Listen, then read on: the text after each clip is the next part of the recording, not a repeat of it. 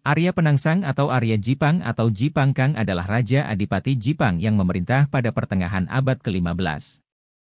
Pengikutnya melakukan pembunuhan terhadap Sunan Prawoto sebagai balas dendam karena Sunan Prawoto telah membunuh Pangeran Surowiyoto, Sekar, ayahanda dari Pangeran Arya Penangsang demi menaikkan Trenggana, bapak Sunan Prawoto, menjadi Raja Demak ketiga.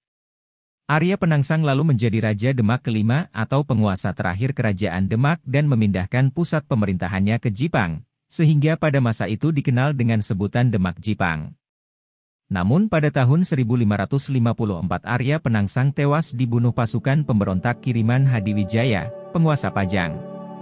Riwayat mengenai Arya Penangsang tercantum dalam beberapa serat dan babat yang ditulis ulang pada periode Bahasa Jawa Baru, abad ke-19, seperti babat Tanah Jawi dan Serat Kanda. Arya Penangsang juga terkenal sakti mandraguna serta memiliki kepribadian yang tegas dan kukuh. Baginya tidak ada kata kompromi dalam membela dan mempertahankan kebenaran. Arya Penangsang juga memiliki adik yang bernama Arya Mataram. Menurut Serat Kanda, ayah dari Arya Penangsang adalah Surowiyoto atau Raden Kikin atau sering disebut juga sebagai Pangeran Sekar. Ia adalah putra Raden Patah Raja Demak pertama. Ibu Raden Kikin adalah putri Raja Jipang sehingga ia bisa mewarisi kedudukan kakeknya. Selain Raden Kikin, Raja Demak Raden Patah juga memiliki dua putra lagi yaitu Adipati Unus, putra pertama, dan Raden Trenggono. Pada tahun 1521 anak pertama Raden Patah yang bernama Adipati Kudus, orang Portugis menyebutnya Pate Unus, dikenal juga sebagai Pangeran Sabrang Lor, melakukan penyerangan ke Malaka yang saat itu wilayah ini dikuasai Portugis. Ia gugur dalam perang itu. Sementara di Kerajaan Demak sendiri kedua adiknya, yaitu Raden Kikin atau Pangeran Sekar Sedaing Lepen, Bunga yang tewas di tepi Sungai Bengawan Solo, dan Raden Trenggana berperang saling berebut tahta. Raden Kikin memiliki dua orang putra yang bernama Arya Penangsang dan Arya Mataram, sedangkan Raden Trenggana memiliki putra pertama bernama Raden Mukmin atau yang disebut juga sebagai Sunan Prawoto. Raden Mukmin membunuh pamannya yang bernama Raden Kikin sepulang salat Jumat di tepi sebuah sungai dengan menggunakan keris Kiai Setan Kober yang dicurinya dari Sunan Kudus. Sejak saat itu, Raden Kikin terkenal dengan sebutan Pangeran Sekar Sedaing Lepen, Bunga yang gugur di sungai. Sepeninggal Raden Kikin, Arya Penangsang menggantikan kedudukan ayahnya sebagai Adipati Jipang.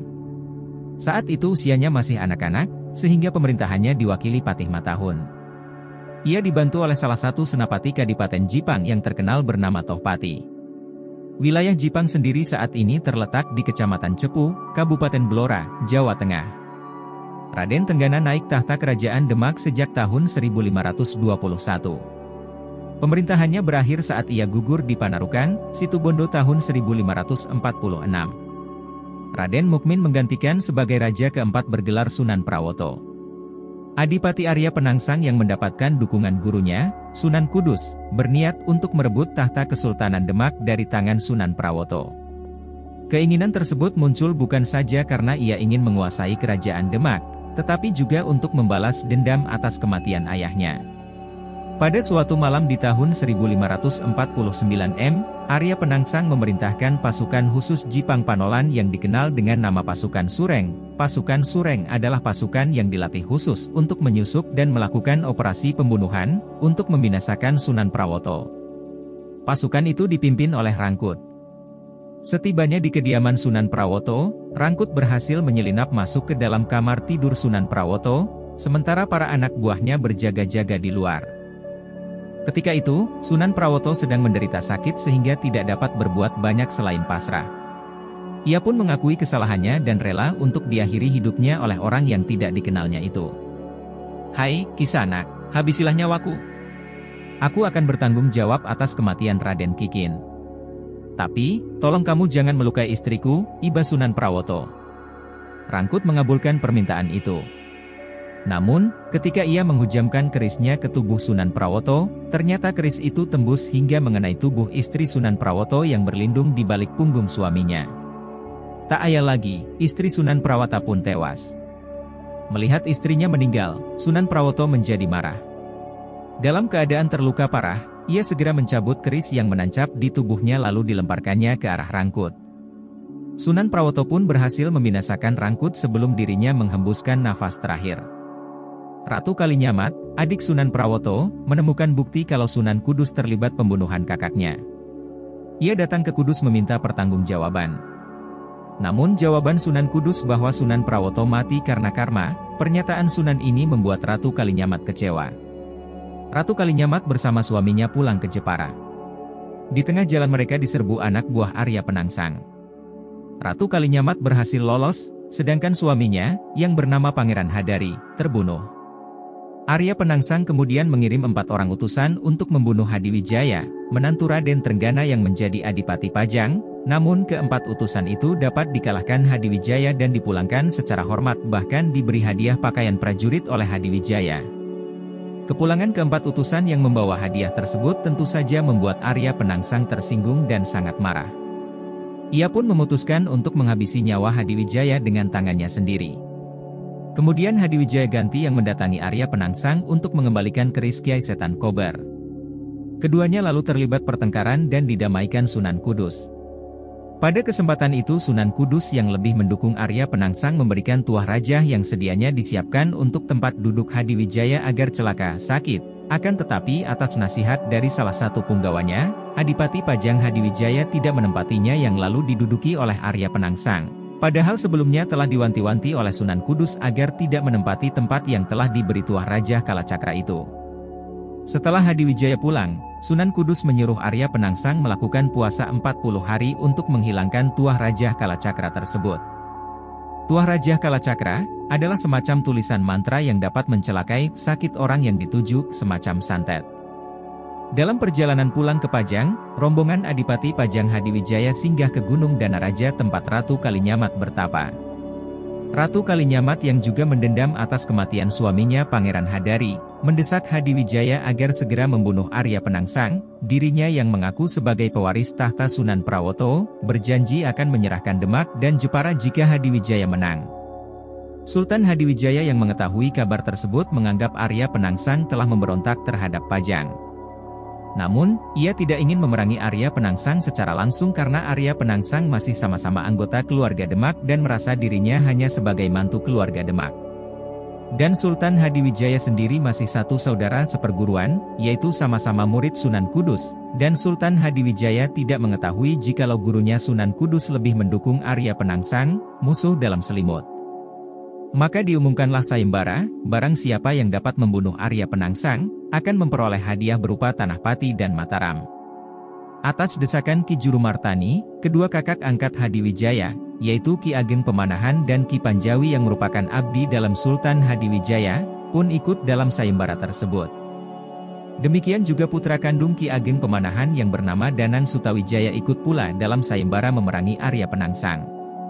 Ki Ageng Pamanahan dan Ki Jurumartani segera menyusun rencana dan taktik peperangan melawan Arya Penangsang. Ki Jurumartani menyarankan kepada Ki Ageng Pamanahan untuk mengusahakan agar mereka dapat membawa tombak pusaka Kiai Pleret milik Sultan Hadiwijaya ke medan perang karena hanya tombak itulah yang mampu melukai dan mengalahkan Sultan Demak V Arya Penangsang. Pada hari yang telah ditentukan, Ki Ageng Pamanahan bersama rombongannya berangkat menuju daerah Jipang. Penyerangan itu dipimpin oleh Ki Jurumartani. Setibanya di tepi Sungai Bengawan Solo yang merupakan tapal batas wilayah Sela dan Jipang, Ki Jurumartani segera mengatur siasat. Danang Sutawijaya tampak berdiri di samping seekor kuda putih yang akan ditungganginya untuk menghadapi Arya Penangsang. Di tangannya tergenggam tombak pusaka Kiai Pleret yang ujungnya ditutupi kain putih dan diberi rangkaian bunga melati. Tak jauh dari tempat pasukan Pajang bersembunyi, tampak seorang pekatik, pemelihara kuda, yang sedang mencari rumput untuk kuda milik Arya Penangsang. Ki Jurumartani pun segera menangkap pekatik itu, lalu melukai telinganya dan mengalunginya surat tantangan. Setelah itu, si pekatik disuruh segera kembali ke Jipang untuk menghadap Arya Penangsang. Saat itu Arya Penangsang sedang akan berbuka setelah keberhasilannya berpuasa 40 hari. Setibanya di Jipang, pekatik itu segera menyerahkan surat itu kepada Patih Matahun untuk dibaca di hadapan Arya Penangsang. Isi surat itu berbunyi seperti berikut. Hei, Penangsang.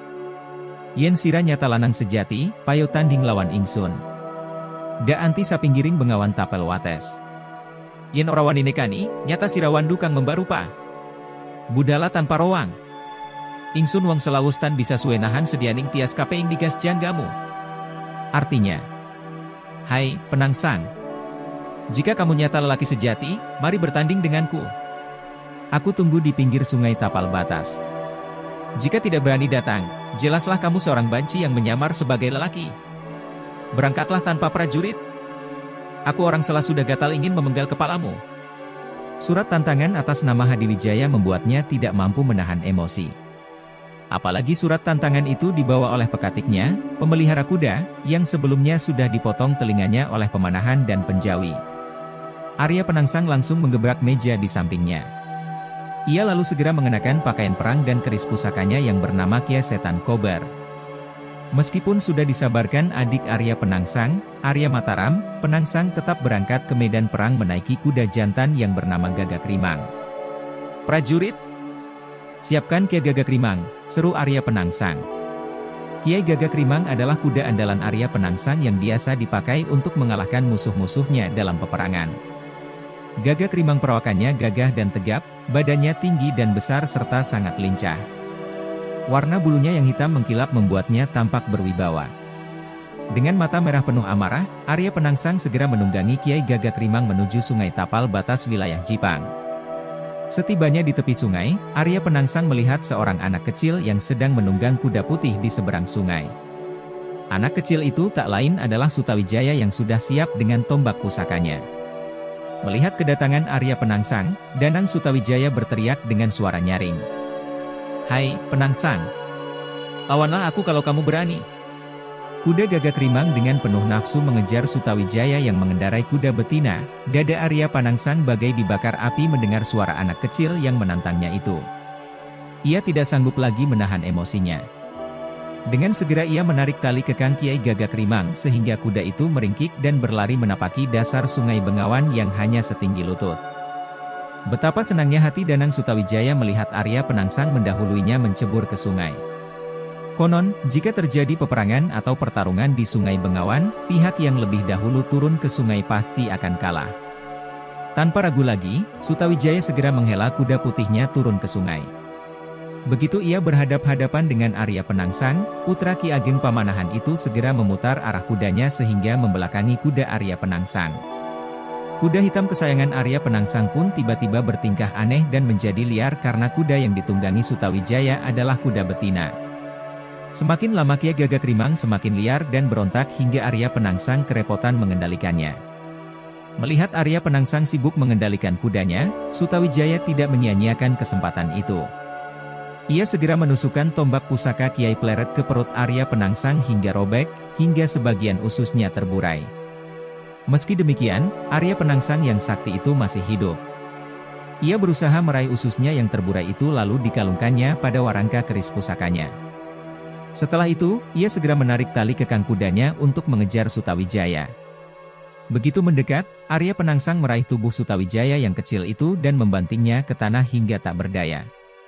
Arya Penangsang segera turun dari kudanya lalu menginjak dada Sutawijaya. Melihat putranya dalam keadaan bahaya, Ki Ageng Pamanahan segera keluar dari tempat persembunyiannya. Ia segera menggunakan siasatnya dengan berpura-pura memihak kepada Arya Penangsang. "Hai, Arya Penangsang. Habisi saja nyawa putra Sultan Hadiwijaya itu," teriak Ki Ageng Pamanahan. Arya Penangsang pun baru sadar bahwa ternyata anak kecil yang diinjak dadanya itu adalah putra musuhnya.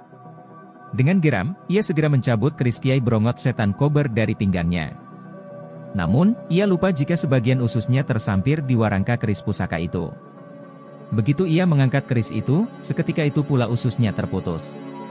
Tak ayal lagi, tubuh Adipati Jipang Arya Penangsang itu tersungkur ke tanah dan tewas seketika bersama Ki Matahun, Patih Jipang, sedangkan Arya Mataram berhasil meloloskan diri.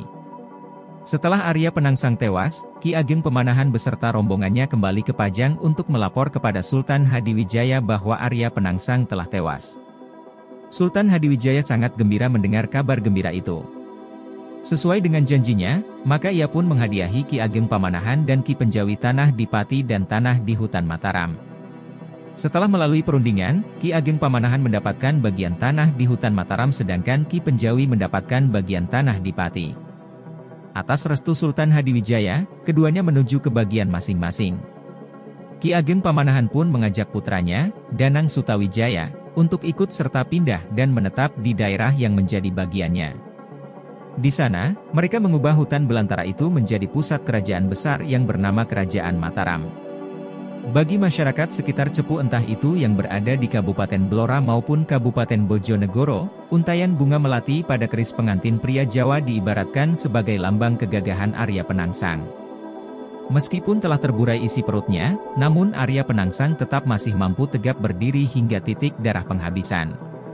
Dari perlambang itu, diharapkan sang pengantin laki-laki kelak bisa menjaga kemakmuran, kebahagiaan, keutuhan dan kehormatan rumah tangga meski dalam keadaan kritis seperti apapun. Seperti halnya Arya Penangsang yang tetap memegang prinsip hingga ajal tiba.